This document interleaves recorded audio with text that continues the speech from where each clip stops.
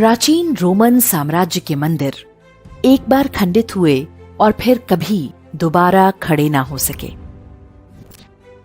यूनान में उनकी देवताओं को शैतान बताकर मंदिर ध्वस्त कर दिए गए, तो फिर कभी बन नहीं सके। ज्यूज, डायोनाइसिस और अपोलो को अब कोई नहीं पूजता। मिस्र की महान सभ्यता एक बार तहस नहस हुई तो दोबारा संवर नहीं पाई। आज केवल उसके अवशेष ही बाकी हैं। फारस के आताशगाहों की अखंड अग्नि एक बार बुझा दी गई तो दोबारा उन्हें जलाने के लिए कोई नहीं बचा। मेसोपोटामिया की सभ्यता पर केवल एक बार सिकंदर ने आक्रमण किया और वो एक झटके में समाप्त हो गई। उनके देवताओं के अब कोई नाम भी नहीं जानता। संसार की समस्त प्राचीनतम सभ्यताओं पर हुए सारे बर्बर आक्रमणों को मिला दें, उससे भी अधिक आक्रमण अकेले काशी पर हुए।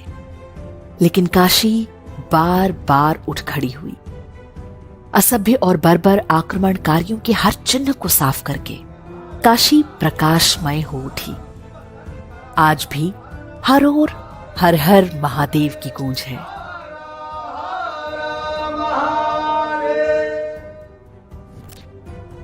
संसार के सारे असभ्य मिलकर भी सभ्यता का नाश नहीं कर पाते। धर्म कभी भी समाप्त नहीं होता। धर्म के कार्य के लिए ईश्वर कब किसका चयन करेंगे ये कोई नहीं जानता।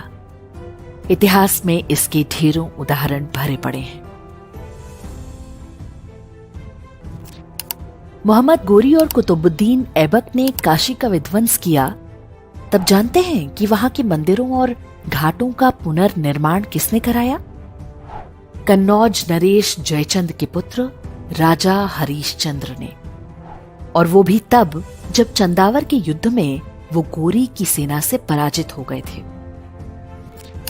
सिकंदर लोदी के समय हुए ध्वंस को ठीक कराया अकबर के दरबार में रहने वाले राजा मानसिंह और राजा टोडरमल ने।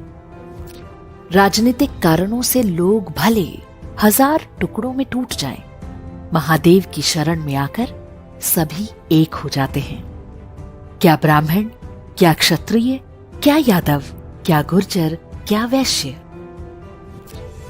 काशी विश्वनाथ मंदिर को औरंगजेब ने तोड़वाया तो एक दीवार छोड़ दी, इसलिए ताकि काशी आने वाले तीर्थयात्री इस अपमान को सदियों तक अनुभव करते रहें। अपवित्र और खंडित हो चुका ज्योतिर्लिंग हिंदुओं की हार का स्मारक बन गया। किंतु आसुरी मानसिकता का उत्तर कोई दैवीय सभ्यता कैसे देती है, ये भी ध्यान देने योग्य है। औरंगजेब द्वारा कराए ध्वंस के लगभग 100 वर्ष बाद जब राजमाता अहिल्याबाई होलकर ने मंदिर का निर्माण किया, तो उसके कुछ दिनों बाद ही महाराजा रणजीत सिंह जी ने मंदिर के दोनों शिखरों को सोने से मढ़वा दिया। दिल्ली में बैठे मुगलों की आंखों के सामने मंदिर पर 22 मन सोना चढ़वाकर दिखा दिया कि लुटेरों की सेंधमारी से महान सभ्यताओं का वैभव समाप्त नहीं होता।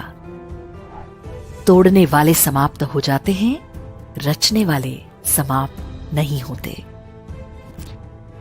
अयोध्या में वर्ष 1528 में बाबर ने जब भगवान श्री राम के जन्मस्थल पर बने विशाल मंदिर को ध्वस्त करा के एक शैतानी ढांचा खड़ा किया, तो उसने भी नहीं सोचा होगा कि ये युद्ध अभी समाप्त नहीं हुआ। 500 वर्ष तक हिंदू निरंतर संघर्ष करते रहे।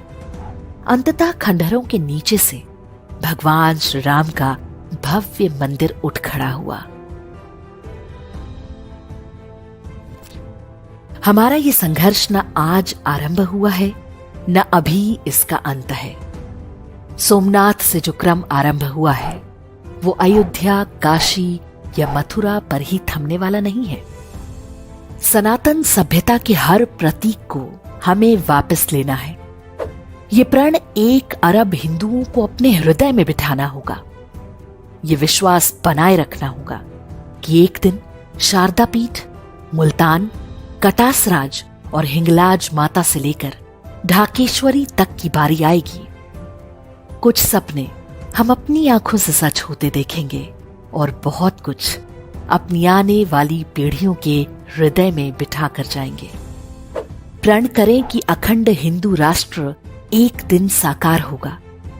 ये हमारा सौभाग्य होगा कि इस नव निर्माण की नींव में एक ईंट हम भी हैं।